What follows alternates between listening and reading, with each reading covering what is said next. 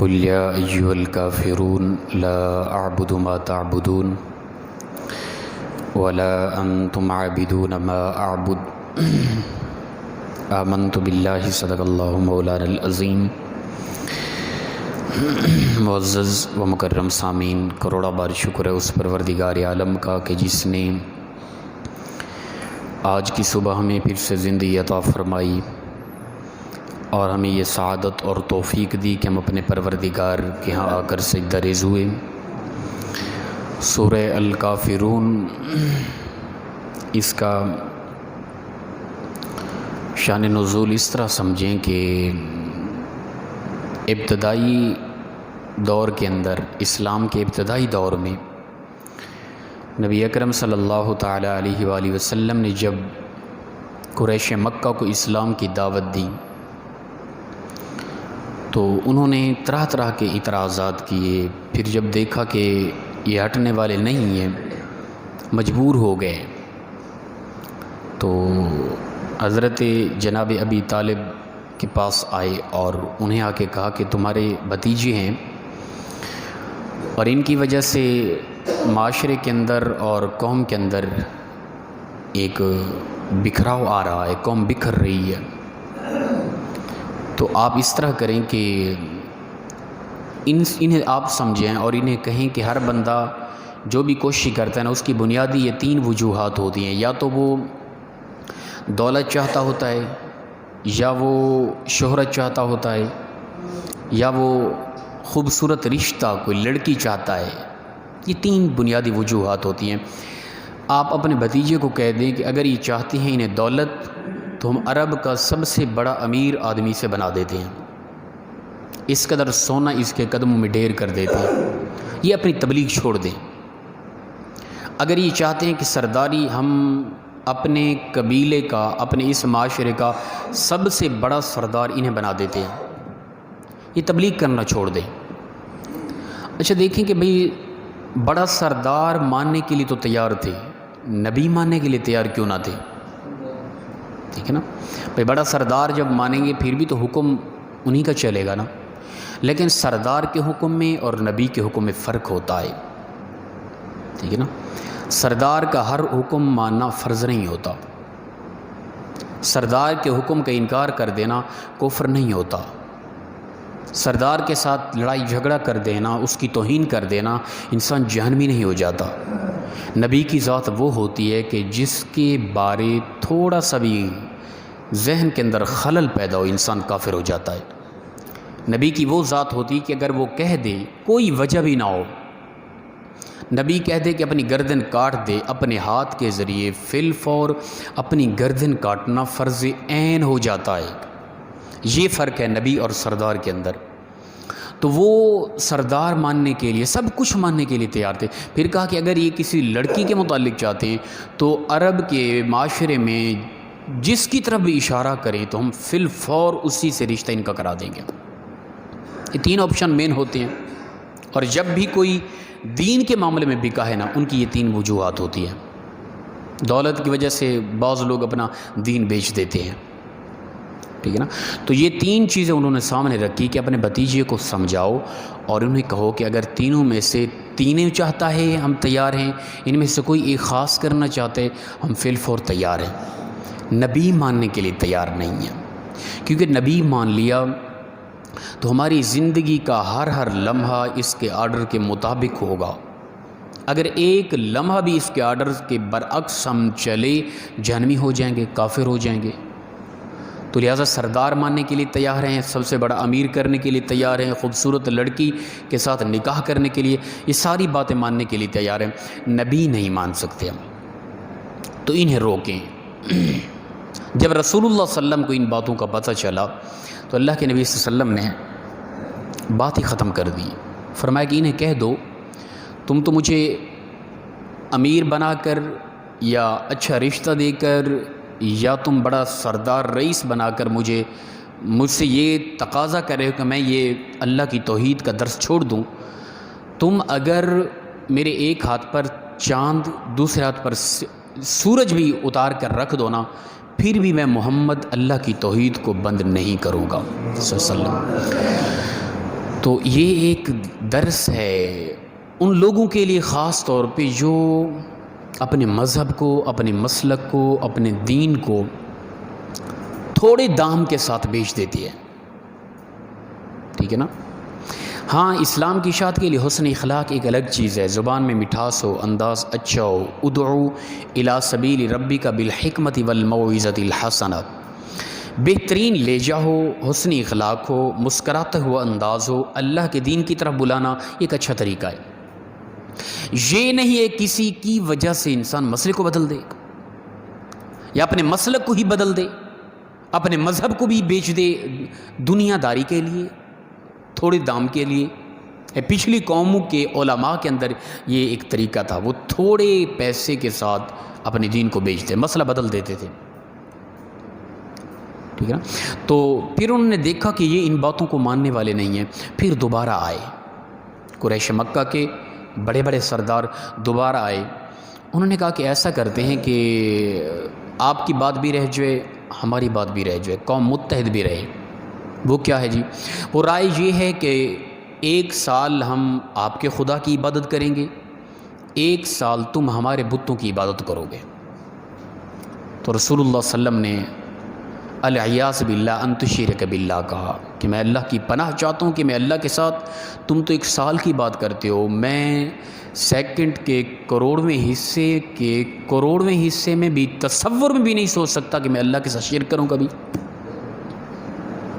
تو پروردگار نے فرمایا محبوب ان لوگوں کو یہ جواب دے دو، قل یا ایھا الکافرون، اے کافرو، محبوب یہ کہہ دو انہیں اے کافرو۔ اچھا، یہ کافر لفظ کوئی گالی نہیں ہے، کافر کا معنی ہوتا ہے انکار کرنے والا۔ کافر اور مومن متضاد لفظ ہیں دونوں۔ کافر کا مطلب ہوتا ہے جو انکار کر رہا ہے اسلام کا، اسے کافر کہا جا رہا ہے۔ تو یقیناً وہ انکار کر رہے تھے، یہ کوئی گالی نہیں ہے، یہ ہاں مومن کے نزدیک، میرے اور آپ کے نزدیک یہ گالی ہے کیونکہ ہم مومن ہیں نا، ہمارے اس لحاظ سے ہمارے ہاں متضاد ہے یہ لفظ۔ کسی مومن کو یہ لفظ کہا جائے تو یہ کائنات کی سب سے بڑی گالی ہے، اور کسی کافر کو کہا جائے تو وہ تو یقیناً کافر ہے، وہ تو یقیناً انکار کر رہا ہے۔ تو کافر کا مطلب اسلام کا انکار کرنے والا، مومن کا مطلب اسلام کو ماننے والا، اسلام کے سامنے سر جھکانے والا۔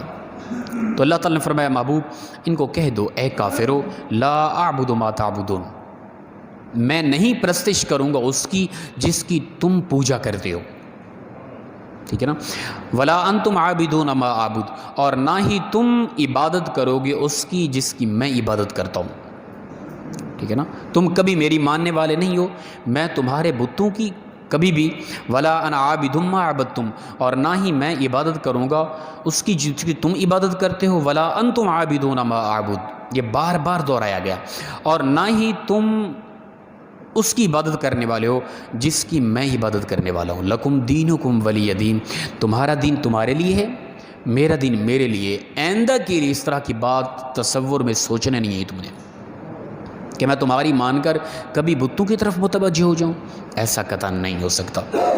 تو بعض مفسرین کے نزدیک یہ آیت لکم دینکم ولی دین، تمہارا دین تمہارے لیے، ہمارا دین ہمارے لیے، یعنی جو تم چاہو کرتے رہو، ہم اپنے پروردگار کی عبادت ہی کریں گے، ہم اسی دین پر قائم رہیں گے۔ اس آیت کے متعلق بعض کے نزدیک یہ منسوخ ہے آیت، بھئی یہ حکم منسوخ ہو گیا ہے۔ اس کی ناسخ آیت کون سی ہے؟ یا ایھا النبی جاہد الکفار والمنافقین واغلظ علیہم، اے محبوب آپ جہاد کریں کافروں اور منافقوں کے ساتھ، لڑیں۔ اب یہ نہیں رہا کہ تمہارا دین تمہارے لیے، ہمارا دین ہمارے لیے، نہیں، یہ دھرتی یہ زمین اللہ کی ہے، اور جو اسلام کو نہیں مانے گا اس کا دھرتی پہ رہنے کا کوئی حق نہیں ہے۔ جہاد کرو، لڑو، انہیں اسلام کی دعوت دو۔ اور اسلام کون سا کوئی خطرناک ہے؟ اسلام تو حسن کا نام ہے، اسلام تو اخلاق کا نام ہے، اسلام تو پیار محبت کا نام ہے، اسلام تو اتحاد کا نام ہے، اسلام تو غریبوں کی معاونت کا نام ہے، اسلام تو مظلوموں کے ساتھ ایک تعاون کرنے کا نام ہے۔ کسی مذہب کے اندر بھی اتنا خوبصورتی نہیں ہے جو اسلام کے اندر خوبصورتی ہے، یاد رکھیں۔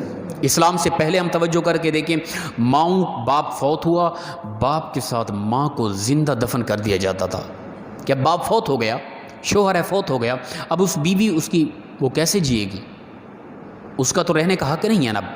اب وہ کسی کے ساتھ شادی کر نہیں سکتی.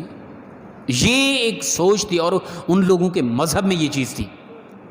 مرد فوت ہوا، اس کی بیوی کو زندہ اس کے ساتھ دفن کر دیا، وہ بند قبر میں تڑپ تڑپ کے مر جاتی. یہ مذہب تھا. اسلام نے آ کے کیا کہا، یہ وہ اولاد کرتی تھی، جو اولاد ہوتی تھی نا وہ اپنے باپ کے ساتھ ماں کو بھی دفن کرتی. اسلام نے آ کے کہا اے انسان، ماں ایک ایسی ذات ہے کہ ماں کے قدموں کے نیچے تیری جنت ہے. یہ اسلام کا حسن تھا. ٹھیک ہے نا. اسی طرح ایسا وقت بھی گزرا انسان پر کہ ماؤں کو منڈیوں میں بیٹے جا کے بیچ رہے تھے. اسلام نے احساس دیا ہے انسان تو ماں کو مسکراتے ہوئے صبح نماز کے بعد کسی وقت بھی ماں کو مسکراتے ہوئے ماں کے چہرے کو ایک مرتبہ دیکھے گا، پروردگار تجھے مقبول حج کا ثواب عطا کرے گا. یہ عزت ماں کو کس نے دی؟ اسلام نے دی. اسلام سے پہلے تو یہ حشر ہو رہا تھا. ماں تو ایک عام خاتون، ایک عورت کیا انسان کی حیثیت نہیں رکھتی تھی اولاد کے سامنے. یہ عزت، یہ فوقیت، یہ اہمیت اسلام نے دی ہے ماں کو. اور پھر آگے ہم دیکھیں بیٹیوں کے ساتھ کیا حشر ہو رہا تھا. جس گھر میں بیٹی پیدا ہوتی ان کی غیرت کا تقاضا یہ تھا کہ انہیں فی الفور دفن کر دیا جائے. کیوں؟ اس لیے کہ وہ بڑی ہوگی، اس کی شادی کرنی پڑے گی. ٹھیک ہے نا. جو اس کا شوہر ہوگا اس کے ساتھ ہم جنسی تعلقات، وہ اس کی بیوی ہوگی. یہ ہماری غیرت مانتی نہیں کہ ہماری بیٹی کسی کی بیوی ہو، تو لہٰذا فی الفور بیٹی پیدا ہوئی اسے زندہ درگور کر دیا جاتا. اسلام نے آ کے اس معاشرے کے اندر یہ نعرہ لگایا کہ اے لوگوں یاد رکھو، اللہ کے محبوب نے اس معاشرے میں یہ نعرہ لگایا کہ جس معاشرے میں بیٹی کی پرورش سب سے بڑی توہین ہوتی تھی اس قبیلے کی، اللہ کے نبی نے فرمایا سن لو، میری بیٹی فاطمہ الزہرا میرے جگر کا ٹکڑا ہے. اللہ اکبر. یہ عزت، یہ محبت، یہ پیار، یہ شفقت بیٹیوں کو اسلام نے دیا. وگرنہ قبل از اسلام جو مذاہب تھے نا وہ بیٹیوں کے ساتھ کیا حشر کر رہے تھے. اچھا ایسا بھی دور گزرا ہے، باپ فوت ہو گیا. کچھ مذہب ایسے بھی تھے باپ کے فوت ہوتے ہی بیٹا جو ہوتا تھا وہ ماں کے ساتھ نکاح کر لیتا تھا. اب بتائیں اسلام سے بڑا حسن، اسلام سے بڑا پیارا مذہب کائنات کے اندر کوئی دکھائیں تاریخ کے اندر. تو لہٰذا اسلام آیا، اس نے آ کے یہ پیار دیا، یہ محبت دی، یہ حسن دیا، یہ اخلاق دیا، حقوق دیے، حقوق والدین، حقوق اولاد، قریبی ہمسایوں کے حقوق. وگرنہ تو انسانیت نام کی کوئی چیز تھی ہی نہیں. ٹھیک ہے نا. لوگ خانہ کعبہ کا طواف کرتے ننگے ہو کر، شرابیں پی کر، بتوں کی پوجا کرتے. اللہ کے محبوب آئے، اسلام بتایا کہ جینے کے ایک طریقہ بتایا، جینے کے ایک سلیقہ بتایا، انسانیت کی حقیقت بتائی. جو درندگی بس رہی تھی انسان کے اندر اس کو دور کیا. تو لہٰذا اسلام ایک خوبصورت مذہب ہے، اس کو اپنانا ہر کسی پر فرض عین ہے. تو فرمایا کہ یا ایھا النبی جاہد الکفار والمنافقین. اے محبوب اب یہ نہیں ہے کہ ان کا دین انہی کے لیے اور یہ اپنے دین پر رہیں، نہیں. اب اٹھاؤ تلوار اور ان کو سمجھاؤ پیار سے. اگر نہیں مان رہے پھر اعلان جنگ کرو، ان کے ساتھ لڑو اس وقت تک جب تک کائنات کے کونے کونے تک اللہ کا دین نہیں پہنچ جاتا. تو لہٰذا لکم دینکم ولی دین یہ اس وقت ہم استعمال کریں گے. مثال کے طور پہ ہمارے ہاں ملک کے اندر کوئی غیر مذہب رہتے ہیں، عیسائی طبقہ رہتا ہے، سکھ رہتے ہیں، یہودی رہتے ہیں. ٹھیک ہے نا. وہ اپنے دین پر چل رہے ہیں، ٹھیک ہے چلتے رہیں. جب وہ ہمارے مذہب کے، ہمارے مسلک کے خلاف اٹیک کریں گے پھر ہم پر جہاد واجب ہو جائے گا. اسلام ویسے نہیں کسی پر اٹیک کرتا. اسلام حقوق دیتا ہے، کافروں کے، غیر مسلموں کے، جانوروں کو بھی اسلام حقوق دیتا ہے. پر جب اسلام پر اٹیک ہو اور اس وقت بھی ہم حسن اخلاق کی بات کریں ان لوگوں کے لیے جو اسلام پر اٹیک کریں، یہ حسن اخلاق نہیں ہے، یہ اسلام کے لحاظ سے بے حسی ہے. تو لہٰذا جس طرح ہمیں اپنی ذات کے لیے غیرت آتی ہے نا، مثال کے طور پہ مجھے اپنے باپ سے محبت ہے، ماں سے محبت ہے، بہن بھائیوں سے محبت ہے، بیوی بچوں سے محبت ہے، اور ان کی ذات پر کوئی اٹیک کر رہا ہے مجھے کتنا غصہ آتا ہے. میرے سامنے کوئی میرے باپ کو گالی دے یا میرے باپ کو مارنا شروع کر دے، مجھ پہ کیا بیتے گی. میری ماں کو کوئی گالی دے، میرے بہن بھائیوں کو کوئی گالی دے، میرے بیوی بچوں کو کوئی گالی دے، میں تو بیک وقت میری غیرت کا ایک اظہار ہوگا. ممکن ہے میں ٹوٹ پڑوں، اس کی جان لینے کی کوشش کروں. کم از کم اسلام کے حوالے سے ہمیں اتنا تو غیرت ہونی چاہیے جتنا ہم باپ سے اور ماں سے پیار کرتے ہیں. ٹھیک ہے نا، یا ہم بیوی بچوں سے پیار کرتے ہیں، کم از کم بلکہ ماں باپ، بیوی بچے، تمام رشتہ دار، سب کچھ اسلام کے لحاظ سے تو قربان ہے نا. یہ پیار محبت تو اسلام نے دیا نا، ورنہ اس سے پہلے کیا محبت پیار تھی، نفرت ہی تھی ساری. تو لہٰذا دین کے حوالے سے جب بھی کوئی دین پہ اٹیک کر رہا ہے نا، وہ ہمارا ذاتی بھی دشمن ہے، اسلام کا بھی دشمن ہے، اس سے نفرت ہم پر واجب ہو جاتی ہے.